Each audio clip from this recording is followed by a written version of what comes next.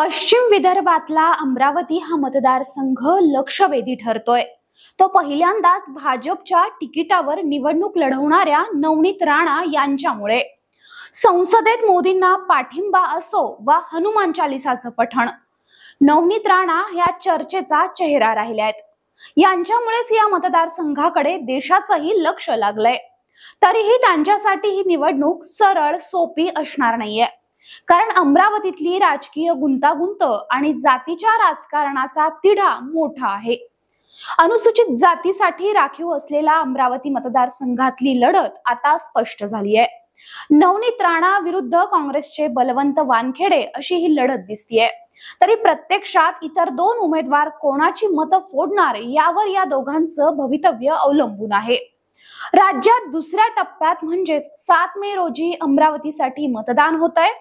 वरवर पाहता महाविकास आघाडी विरुद्ध महायुती किंवा काँग्रेस विरुद्ध भाजप अशी लढत दिसत असली तरी प्रत्यक्षात या लढतीला इतरही दोन कंगोरे आहेत आणि प्रत्यक्ष निकालावर हेच दोन कंगोरे परिणामकारक ठरू शकतील असं आहे। पाहूया अमरावतीच्या राजकारणाचे 4 कंगोरे कुठले। नमस्कार, मी भाग्यश्री आणि आपण पाहत आहात बखर लाईव्ह।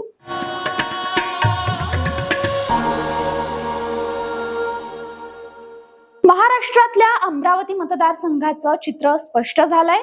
या मतदारसंघात महायुती विरुद्ध महाविकास आघाडी अशी लढत होणार आहे। अनुसूचित जातीसाठी हा मतदारसंघ राखीव आहे। यंदा लोकसभेच्या निवडणुकीत अमरावती लोकसभा मतदारसंघात विक्रमी म्हणजेच 37 उमेदवार रिंगणात आहेत। गेल्या वेळी ही संख्या 24 होती, तर 2014 ला 19 आणि 2009 मध्ये 22 इतकी ही संख्या होती। त्यामुळे उमेदवार देण्यात हा मतदारसंघ कायमच आघाडीवर राहिलाय। आनंदराज आंबेडकर यांच्या एंट्रीमुळे आता अमरावती लोकसभेची निवडणूक चौरंगी झाली आहे।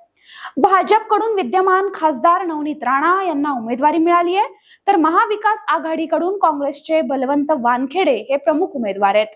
तर आमदार बच्चू कडू यांच्या प्रहार संघटनेकडून दिनेश बुब यांनी सुद्धा अमरावतीत शड्डू ठोकलाय। तर आता आंबेडकरी विचारधारा घेऊन आनंदराज आंबेडकर हे सुद्धा निवडणूक लढवणार आहेत। बच्चू कडू यांनी नवनीत राणा यांच्या उमेदवारीला कडाडून विरोध केला होता, तर दुसरीकडे नवनीत राणा यांनी मात्र आपल्या प्रचारासाठी कंबर कसलेली दिसतीये। नवनीत राणा आणि यशोमती ठाकूर यांच्यातलं वैर सर्वांनाच माहिती आहे, त्यामुळे यशोमती ठाकूर आणि नवनीत राणा यांच्यात चांगलंच वाकयुद्ध रंगताना इथं बघायला मिळतंय। एकंदरीतच काय तर वरवर दिसत असलेल्या दुहेरी लढतीमध्ये या मतदारसंघाच्या लढतीला अनेक कंगोरे आहेत। महाराष्ट्रातल्या काही मोजक्या मतदारसंघाची सध्या जोरदार चर्चा आहे आणि यामध्ये विशेष करून अमरावती मतदारसंघ सध्या चांगलाच गाजतोय। अभिनेत्री ते राजकारणी असा प्रवास करणाऱ्या नवनीत राणा यांना ही लढाई दिसते तितकी सोपी नाहीये, कारण काँग्रेसनं दर्यापूरचे विद्यमान आमदार बलवंत वानखेडे यांना अमरावतीतून उमेदवारी जाहीर केली आहे आणि त्यांचाही राजकारणातला अनुभव मोठा दांडगा आहे। तर दुसरीकडे अमरावती मतदारसंघामध्ये बच्चू कडू यांच्या प्रहार जनशक्ती पार्टीचा चांगलाच प्रभाव आहे। मात्र बच्चू कडू यांचा राणांच्या उमेदवारीला कडाडून विरोध राहिलाय। राणा यांना मदत केली तर माझा प्रहार पक्ष फुटेल अशी भूमिकाच त्यांनी घेतली आहे। त्यामुळे मी नवनीत राणा यांचा प्रचार करणार नाही असं त्यांनी स्पष्टपणे सांगितलंय। तर बच्चू कडूच्या प्रहार जनशक्ती पक्षाकडून दिनेश बुब हे देखील रिंगणात उतरणार आहेत। तर दुसरीकडे ओबीसी यांनी डॉक्टर बाबासाहेब आंबेडकर यांचे नातू आनंदराज आंबेडकर यांना पाठिंबा जाहीर केलाय। आनंदराज आंबेडकर यांनी यापूर्वीच लोकसभेसाठी या मतदारसंघातून उमेदवारी जाहीर केली होती। त्यांनी MIM ला पाठिंबा देण्याचं आवाहन केलं होतं। त्यांच्या या आवाहनाला असोद्दीन ओबीसी यांनी प्रतिसाद दिलाय। त्यामुळे तिथली दलित आणि मुस्लिम मतं विभागली जाणार हे तर आता स्पष्ट आहे। त्याचा काहीसा फायदा आता नेमका कोणाला होणार हे बघावं लागेल। तर दुसरीकडे 2019 चे राणा यांचे कट्टर प्रतिस्पर्धी आनंदराव अडसूळ हे सध्या शिवसेना शिंदे गटाचे नेते आहेत। त्यांचं आणि राणा यांचं देखील नातं सर्वश्रुत आहे, त्यामुळे त्यांच्याही भूमिकेकडे सगळ्यांचंच लक्ष लागलंय। आता या बहुचर्चित अमरावती मतदारसंघाचा थोडक्यात आपण इतिहास समजून घेऊयात। अमरावती मतदारसंघाला मोठा आणि समृद्ध असा इतिहास आहे। कधी काळी काँग्रेसचा बालेकिल्ला म्हणूनही हा मतदारसंघ ओळखला जात होता। पंजाबराव देशमुख यांनी या मतदारसंघाचं नेतृत्व केलंय। त्यानंतर त्यांच्या पत्नी विमलबाई देशमुख याही या मतदारसंघाच्या खासदार राहिल्या आहेत। भारताच्या माजी राष्ट्रपती प्रतिभाताई पाटील यांनी 1991 मध्ये काँग्रेसच्या तिकिटावरून निवडणूक लढवली होती। त्यांनी ती जिंकलीही होती। त्यानंतर या मतदारसंघातून काँग्रेसचा कुठलाही खासदार निवडून आला नाही। या मतदारसंघात फक्त काँग्रेसच नाही तर इतरही पक्षाला या मतदारसंघानं संधी दिलेली दिसतीये। यामध्ये शिवसेना असेल, माकप असेल, रिपाई या सगळ्याच पक्षांना इथल्या जनतेनं संधी दिली आहे। सध्या शिंदे गटात असणाऱ्या आनंदराव अडसूळ यांनी देखील शिवसेनेच्या तिकिटावर या मतदारसंघाचं 10 वर्ष नेतृत्व केलंय। 2014 ला शिवसेनेच्या आनंदराव अडसूळ यांचा पराभव त्यावेळच्या राष्ट्रवादी काँग्रेस पुरस्कृत अपक्ष उमेदवार नवनीत राणा यांनी केला होता। 2019 ला देखील तोच कित्ता गिरवला गेला। शिवसेनेच्याच आनंदराव अडसूळ यांचा पराभव नवनीत राणा यांनी केला। त्यावेळी देखील नवनीत राणा यांना राष्ट्रवादी काँग्रेस पक्ष आणि काँग्रेसनं मदत केली होती। मात्र आनंदराव अडसूळ आणि नवनीत राणा यांच्यामध्ये बराच संघर्ष त्यावेळी बघायला मिळाला होता। नुकतंच ज्या जात प्रमाणपत्र प्रकरणातून नवनीत राणा यांना सर्वोच्च न्यायालयानं दिलासा दिलाय ते बनावट जात प्रमाणपत्राची तक्रार खुद्द अडसूळ यांनीच राणांविरोधात केली होती। तर राणा यांनी देखील अडसूळ यांच्या विरोधात विनयभंगाचा गुन्हा नोंदवला होता। हा सगळा इतिहास बघता अडसूळ आता पक्षधर्म युती धर्म म्हणून राणा यांचा प्रचार करणार का हे बघावं लागणार आहे।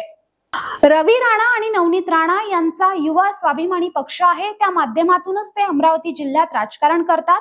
2019 ला त्यांना काँग्रेस राष्ट्रवादीचा पाठिंबा होता, पण सत्तेत आल्यानंतर मात्र त्यांनी केंद्र आणि राज्यात सत्तेत असलेल्या भाजपशी जवळीक वाढवल्याचं बघायला मिळालं। त्यांनी उद्धव ठाकरे यांच्या मातोश्री या निवासस्थानासमोर हनुमान चालीसा पठण करण्याचं आव्हान उद्धव ठाकरेंना दिलं होतं। त्यामुळे नवनीत राणा यांचं हनुमान चालीसा पठण हे त्यावेळी चांगलंच गाजलं होतं आणि या दाम्पत्याला त्यामुळेच जेलची हवाई खावी लागली। मात्र नवनीत राणा यांनी आपल्या संसदीय कारकिर्दीत मोदी सरकारची बाजू एखाद्या मोदी समर्थकाप्रमाणे लावून धरली। त्यावरून बरेच आरोप प्रत्यारोप झाल्याचंही बघायला मिळालं। एकूणच गेल्या 4 वर्षांमध्ये नवनीत राणा यांनी सातत्यानं महाविकास आघाडीच्या विरोधात भूमिका घेतल्याचं पाहायला मिळालं। तसंच अमरावतीतील काही प्रकरणांमुळेही हे दाम्पत्य चर्चेत राहिलं।